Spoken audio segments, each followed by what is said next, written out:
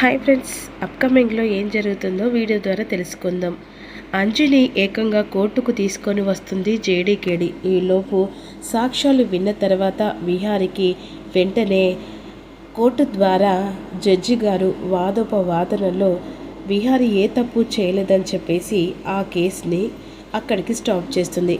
కాకపోతే జేడీకి స్పెషల్గా చెప్పి తను బ్రతికే ఉందని ఇక్కడ ఈ మాటలు సాక్ష్యాలు చూస్తుంటే సిరి బ్రతికే ఉన్నట్టు తెలిసిపోతుందని చెప్పేసి తన కేసును టేక్ ఓవర్ చేయమని జేడీకేడి చేతిలో పెడుతుంది. అనుకున్నట్టు వాళ్ళ చేతికి ఆ కేసు వస్తుంది. ఈలోపు వెంటనే పేపర్లో ఇక టీవీలో యాడ్ ఇస్తారు. ఇదిలాగా ఉండగా ఒక అతను, అంటే తను ఒక పెద్ద కోటీశ్వర్ అన్నమాట, అన్ఎక్స్పెక్టెడ్గా తను లోయలో పడిపోయిన తర్వాత అక్కడికి వస్తాడు. తను పడిపోయిన అమ్మాయి ఎవరో ఆనవాళ్ళు కనిపించదు. వెంటనే అతను అక్కడి నుంచి హైదరాబాద్కి తీసుకెళ్తాడు. ఇక డాక్టర్లతో మాట్లాడి ట్రీట్మెంట్ జరుగుతూ ఉంటుంది. ఆ ట్రీట్మెంట్ జరుగుతున్న వ్యక్తి ఇక్కడ మనకు చూపించరు, కానీ ఎప్పటికప్పుడు ఆ పెద్దయిన వచ్చి తన గురించి క్షేమం మంచి అన్ని డాక్టర్లను అడుగుతూ స్పెషల్గా తన మీద కేర్ తీసుకుంటూ ప్రతి ఒక్కటి మీరు దగ్గరుండి చూసుకోవాలి అని చెప్పేసి డాక్టర్లకు చెప్పి వెళ్తూ ఉంటాడు ఆ పెద్దాయన. సరే అని చెప్పేసి ఈ విధంగా డాక్టర్లు కూడా తన మీద చాలా కేర్ తీసుకుంటూ ఉంటారు. తన గురించి ఆచూకీ ఏదైనా తెలిసిందా అని చెప్పేసి డాక్టర్లను అడుగుతుండగా, లేదు, ఇంకా తన గురించి ఏ ఇన్ఫర్మేషన్ తెలియదు, కానీ తను ఎవరో తెలుసుకుంటాను, లేకపోతే తనకు తెలిసిన వాళ్ళు ఎవరైనా వస్తారేమో చూద్దాం అని ఈ విధంగా ఆ పెద్దయిన అంటూ ఉంటాడు. సరే, తను కాస్త స్పృహలోకి వచ్చినా సరే నాకు వెంటనే ఫోన్ చేసి చెప్పండి అని చెప్పేసి అక్కడి నుంచి పెద్దయిన వెళ్ళిపోతాడు. ఇదిలా ఉంటుంది కదా. జేడీకేడి ఇద్దరు కలిసి సంధ్యతో పాటుగా ఇక పేపర్లో టీవీలో యాడిస్తారు. దాని ప్రకారంగా అలా 2-3 డేస్ అవుతూ ఉంటుంది. ఈలోపు బిహారీ ఇక జైలు నుంచి ఇంటికి వచ్చేస్తాడు. అంబిక అనుకున్న ప్లాన్ బెడిసి కొడుతుంది. ఇక కొన్ని రోజులలో అలా గడిచిపోతుండగా మరోవైపు బావా అసలు వీడి ఇంట్లో ఉండడం ఏంటి, వీడిని హాస్టల్ వేస్తే సరిపోతుంది కదా, వీడి వల్లనే పెద్ద గండం పోయి ఈరోజు ఆ జేడీకేడి వల్ల పోలీసుల వల్ల నువ్వు తిరిగి బయటపడ్డావు అలా అని చెప్పేసి మళ్ళీ నెత్తి మీద పెట్టుకొని లేనిపోని అన్నీ పెట్టకు బావా అనే విధంగా సహస్ర అంటుండగా, సహస్ర మీకు నచ్చకపోతే చెప్పు, నేను బాబుతో కలిసి బయటికి వెళ్ళి ప్రాబ్లానికి సొల్యూషన్ వెతుకుతాను, అంతేకాని మాటి మాటికి బాబు మీద నింద వేసి వాణ్ణి బాధ పెట్టే ప్రయత్నం చేయకు. అదేంటి బావా, నీకోసం మేము ఎంత బాధపడ్డామో నీకు తెలుసా, టెన్షన్ పడ్డాం, చాలా ఏడ్చాము. నువ్వు జైల్లో ఉంటే ఆ తర్వాత ఆ జడ్జి గారు ఉరికమ్మం ఎక్కే ప్రయత్నం, ఇక ఖచ్చితంగా సాక్ష్యాలు అగనెస్ట్గా ఉన్నాయని అక్కడ చెప్తుంటే మా గుండెల్లో ఎంత భారం వేసిందో తెలుసా, కానీ అది కొట్టిపడేసి ఇప్పుడు వాడి కోసమని ఇల్లు వదిలేసి వెళ్తానని చెప్పేసి ఎలా మాట్లాడుతున్నావు బావా. అయినా అమ్మ క్రిష్ ఏమంటున్నాడు పాపం, ఇక ఏంజల్ ఆంటీ చనిపోయింది కదా, అయినా అప్పుడు ఆ పోలీస్ ఆవిడ ఒక మాట చెప్పింది, అక్కడ ఉన్న అతను కూడా ఆటో డ్రైవర్ అంకుల్ కూడా ఆ సిరి అంటే ఏంజిల్ ఆంటీ చనిపోలేదని చెప్పేసి అన్నాడు, కాబట్టి ఖచ్చితంగా ఆంటీ ఎక్కడో చోట బ్రతుకుంటుంది.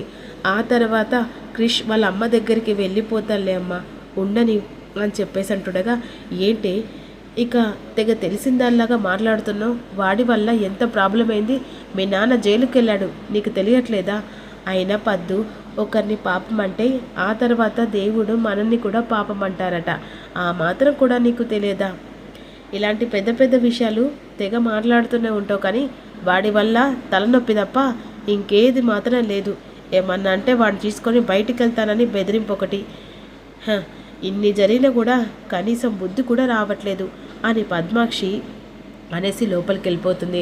అప్పుడు వెంటనే బ్యాట్మ్యాన్, నేను ఇంట్లో నుంచి వెళ్ళిపోతాను, నా వల్ల మీరందరూ గొడవ పడుతూ ఉన్నారు, అంతేకాకుండా ఇక నా వల్ల కూడా నువ్వు జైలు పాలకు వెళ్ళావు కదా, ఎవరికైనా బాధ అనిపిస్తుంది కదా, వద్దులే బ్యాట్మ్యాన్, నేను ఇంట్లో నుంచి కావాలంటే ఇక హర్షమావ దగ్గర ఉంటానులే, వద్దురా, నువ్వు ఎక్కడున్నా నీ ప్రాణానికి ప్రమాదం, ఏ టైంలో అయినా సరే నేను ఏదైనా చేస్తాను, మీ అమ్మకు నిన్ను అప్పచెప్పేదాకా ఎట్టి పరిస్థితుల్లో నేను వదిలిపెట్టను, అవసరం అంటే వీళ్ళకి ఇష్టం లేకుండా పర్లేదు, నేను తీసుకొని వెళ్తాను, కేసు ప్రాబ్లం సొల్యూషన్ వచ్చేంత వరకు నువ్వు నాతో పాటుగా ఉండు, ఎవరు ఎన్నైనా పట్టించుకోకు, అమ్మ ఇక వాడిని తీసుకెళ్ళు, సరేలా ఎలా అయితేంది, నువ్వైతే ఆ దేవుడి దయ వల్ల ఏ తప్పు చేయలేదని ఇక ఆ జేడికేడి వల్ల బయటకు వచ్చావు.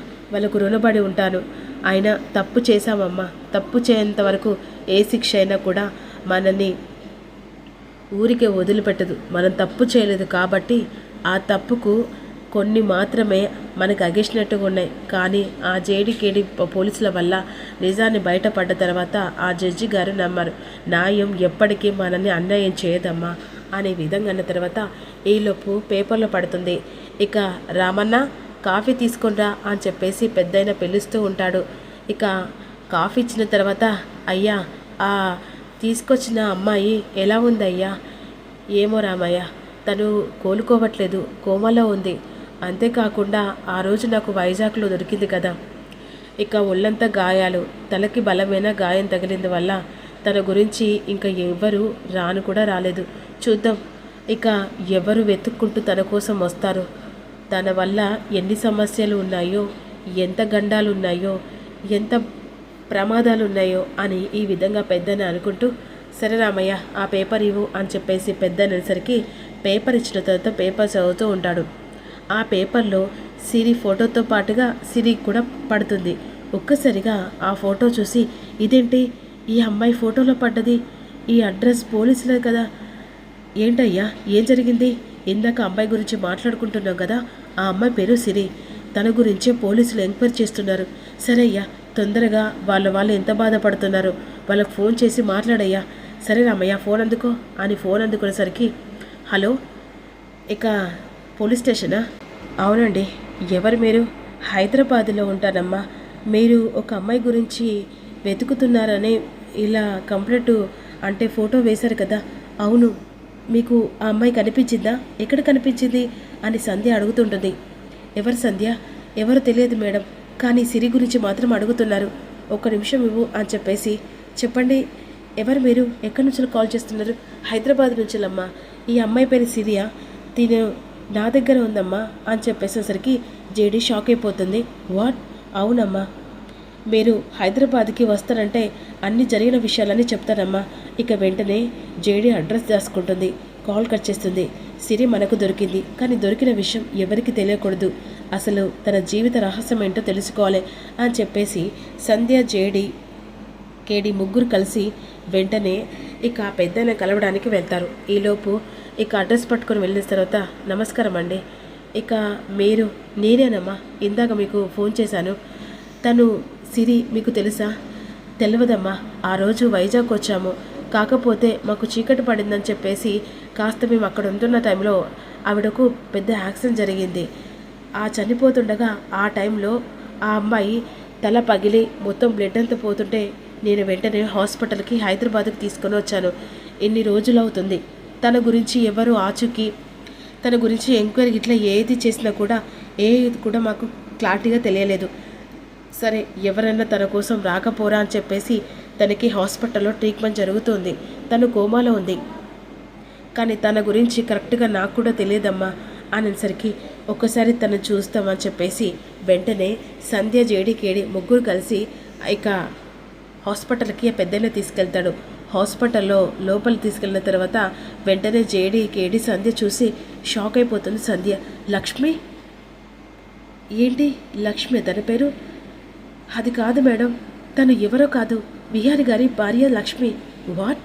తన పేరు సిరి కదా సంధ్య? లేదు మేడం, తన పేరు సిరి కాదు, లక్ష్మి. తను ఎన్ని కష్టాల నుంచి బయటపడిందో నాకు తెలుసు.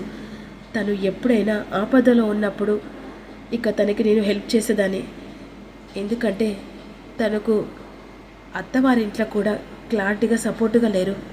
ఇక విహారి గారు అనుకోకుండా తన జీవితంలో అడుగుపెట్టింది. ఆ అడుగు వల్ల తన జీవితం ఒక అర్ధాంతరంగా అక్కడికే ముగిసిపోయింది. తను కనిపించట్లేదని విహారి గారు చెప్పారు, కానీ ఇదంతా నేను కరెక్ట్గా తెలుసుకోలేకపోయాను. కానీ తన జీవితంలో చాలా చాలా బాధలతో అనుభవించి ఈరోజు ఇలాంటి పరిస్థితుల్లో చూస్తున్నానని అస్సలు ఎక్స్పెక్ట్ చేయలేదు. అంటే ఈ లక్ష్మి సిరిలా పేరు మార్చుకొని ఇప్పుడు వైజాగ్లో ఉంటుందా? అయితే ఓ పని చేద్దాం సంధ్య. ఏంటి మేడం? తను ఇక్కడే ఉండని, కానీ తన గురించి వెనకాల ఎంతమంది కుట్ర చేస్తున్నారు, తినని ఎందుకు చంపాలనుకుంటున్నారు? ఈ విషయాలన్నీ తెలుసుకున్న తర్వాత విహారి గారికి ఇక తన లక్ష్మి గురించి చెప్దాం. ఇప్పుడు చెప్తే అసలు నిందితులు చాలా జాగ్రత్త పడతారు. వాళ్ళ వెనకాల ఈ లక్ష్మిని చంపడానికి వెనకాల ఎవరున్నారో ఖచ్చితంగా తెలుసుకున్న తర్వాత విహారి గారికి తన భార్య బ్రతుకుందని చెప్పేద్దాం. సరే మేడం, చాలా థ్యాంక్స్ అండి, తను మీ దగ్గరే ఉండండి, తనకి ఇక్కడే సేఫ్టీ అని చెప్పేసి సంధ్య అంటూ ఉంటుంది. ఏం జరుగుతుందో తెలుసుకుందాం.